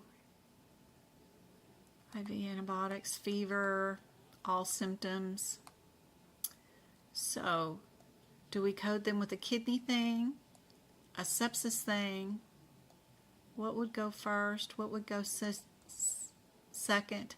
Here's an R code here and an R code in D. B and D both have R codes in them, which are symptoms. Those are things that I like to stay away from, right? Remember how I look for that? That way I can eliminate two answers right away and don't have to think about those or look up any of those codes and slow me down, right?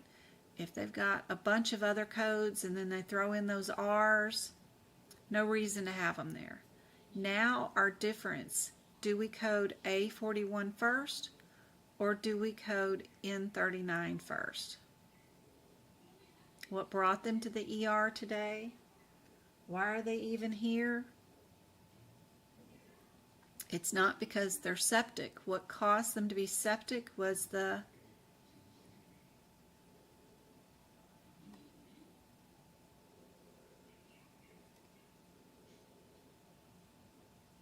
were found to have had a positive UTI.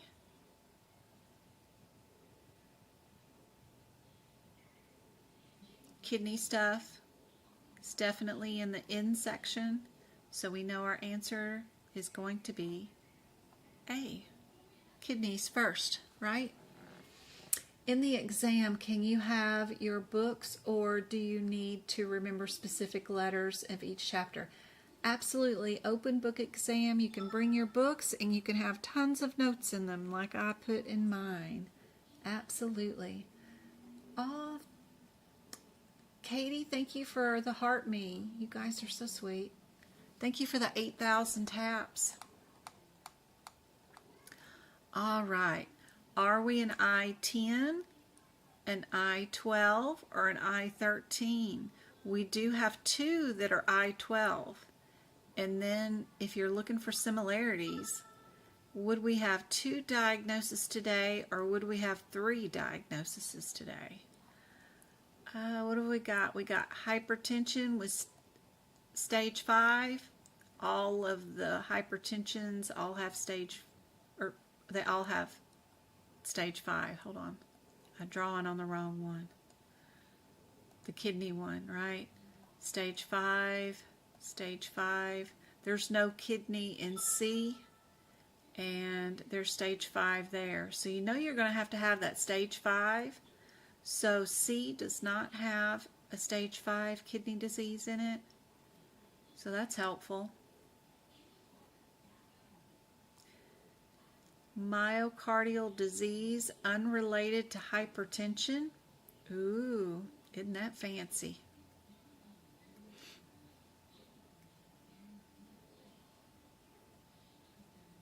Their cardiac disease is unrelated to hypertension. I don't know if I believe that, but it can't help it none.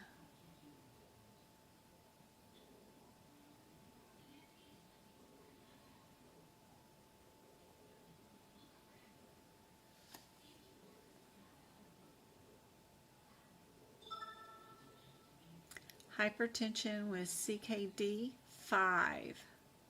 There is a specific hypertension that is not I-10.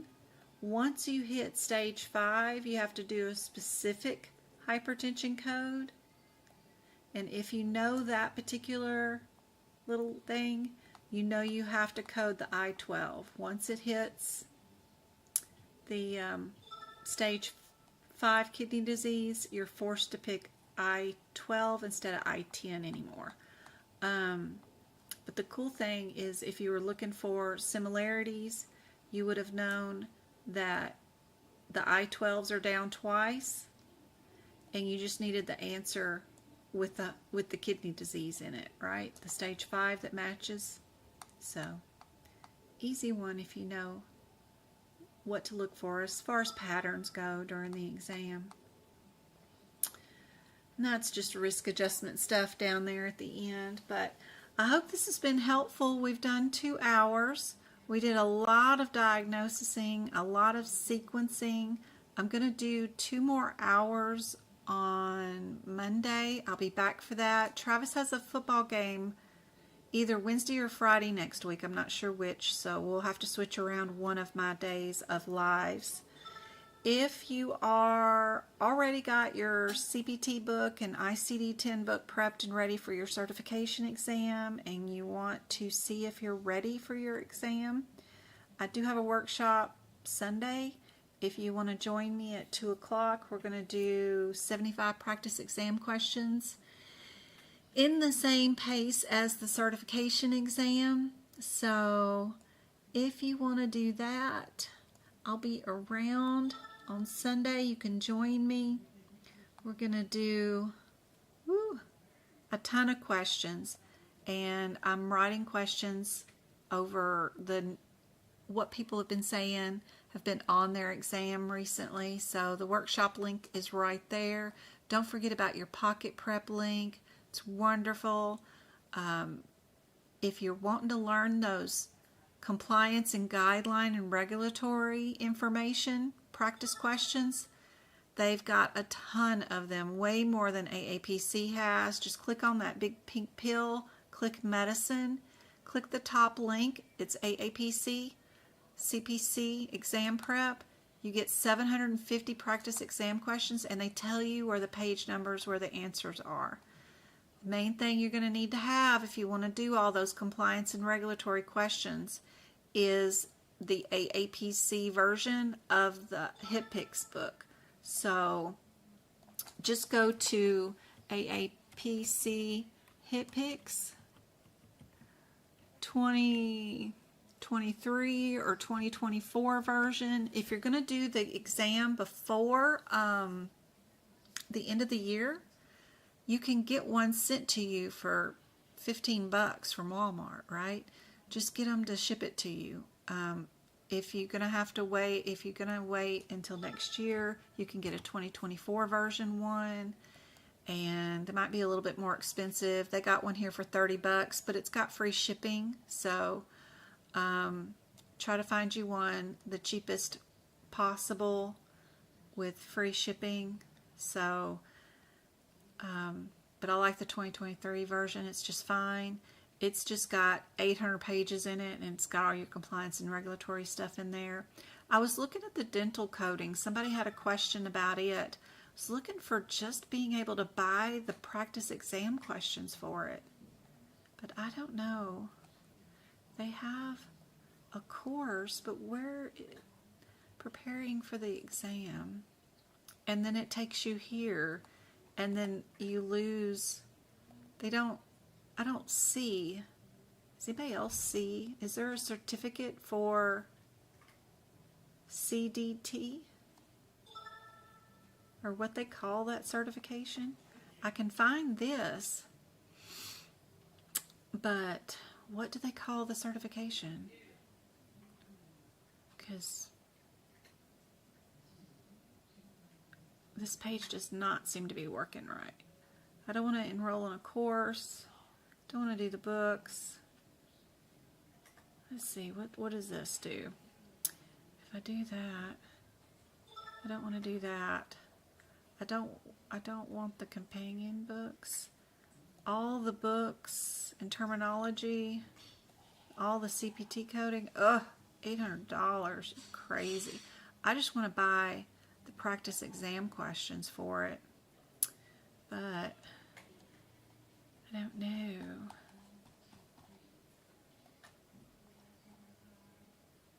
what they call that certification.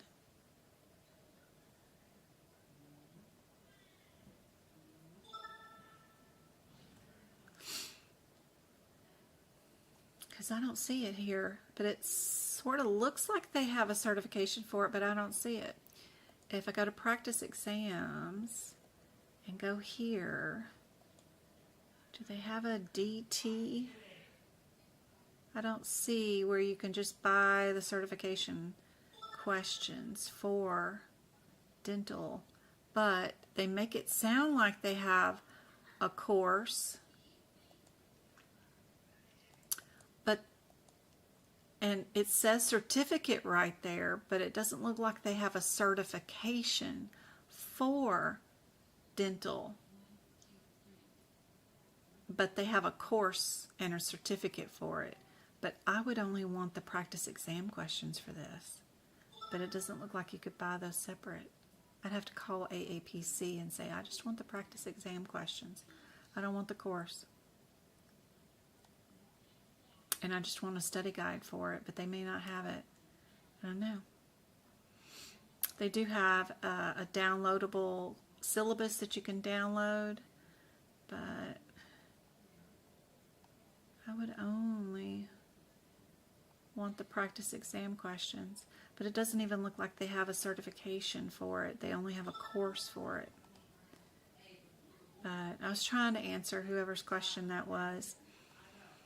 Don't forget, if you do have an AAPC membership, do your drop-down menu right here under membership and go to Learning Library. And when you do that and log on, you will get access to some other free courses that you may not even know that you have access to. These courses are humor, sarcasm, and conflict. You can select that course. You can select a course on meeting deadlines and avoiding procrastination, customer service and communication skills. There's a nightmare list of a ton of courses. All the ones that do not have the select course, I've already enrolled in, like the SMART training, the 10 benefits of daily routines, the importance of avoidance. I enrolled in that one. Having great conversations. I'm terrible at conversating. I'm more of a talker over, like it sparks a memory in my head and then I'll be thinking the entire time the other person's talking about what I'm fixing to butt in and say. I have to remember to have a good conversation with back and forth with people. Employee engagement. There's a lot of little courses here. 18 simple but effective ways to reduce stress. 20 clever ideas to stop interruptions during your workday. Time management and procrastination classes. There's a lot of different little courses here that are free for AAPC members. How to run a good meeting. I downloaded the course, but I haven't taken it yet, obviously. 12 essential skills for leadership. You know, I don't know. But just so you know, effective email 101. There's a lot of little courses here that you guys are probably eligible for. I've redeemed probably 30 of these courses. I just got to finish taking them. They're all under Blackboard. When you log on to Blackboard, they will show up there once you hit the course select, and they're free. So don't forget that that's there. There's a lot of stuff that's here free in your membership. One of my favorite resources of them is their AAPC blog. If you go there, it's called the Knowledge Center. Love it, even though it's called a blog in the URL, but their Knowledge Center is great. Like if I was going to do pain management, you can do a search and then any kind of article that they've written about pain management, and they've got one article about global periods for pain management. they'll give you examples and tell you all about those particular codes. So it's kind of cool. Sometimes you can find some really cool stuff. This is how to code pain management. This is acupuncture and what all you would code with it. This is Botox injections, examples of how you code it. This is telling you how to do the muscle counts on the injections, on the trigger points. You're not counting how many trigger point injections you're doing per muscle. So I know you guys on TikTok can't see this because it's really, really tiny, but be sure to check out the Knowledge Center or the AAPC blog. You don't even have to be a member to have access to this. You don't even have to be logged on to their system to access their blog. It's aapc.com/blog, and then you can type in any scenario you wanted, and then it will bring up examples and show you how you should code things. It's pretty cool. Not every subject is listed, but you can find a lot of help in a lot of areas. Super cool.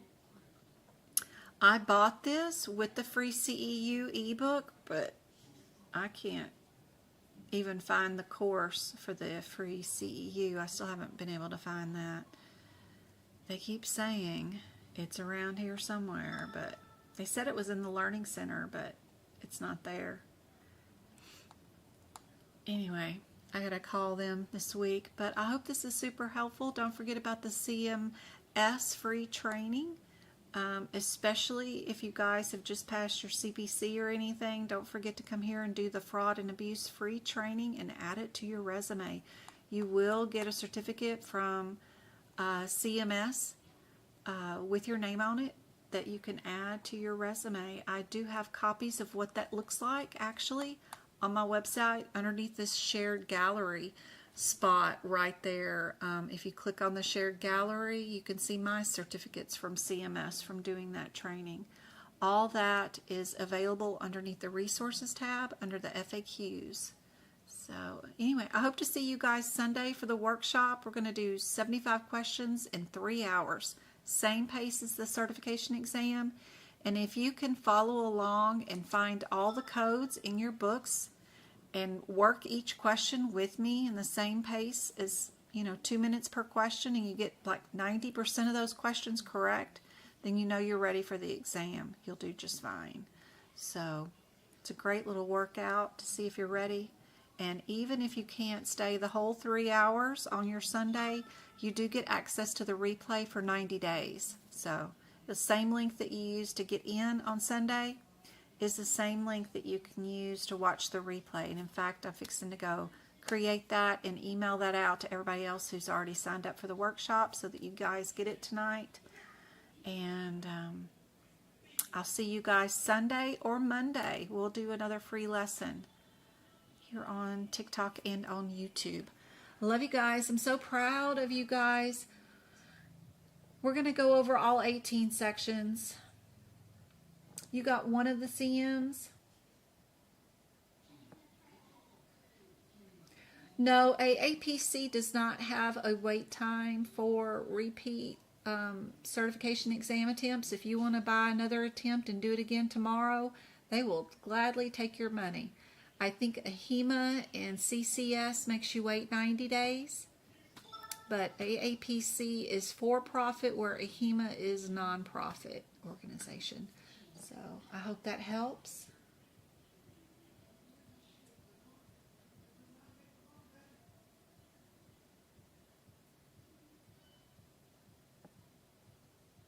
Oh, you're very welcome. All right, guys. Love you. See you on Sunday or Monday. I hope this was helpful. You're welcome. Sorry about that, MK, that you had to extend your voucher. Oh. Thanks, Maze. Thanks, Juanita. I'll see you guys later.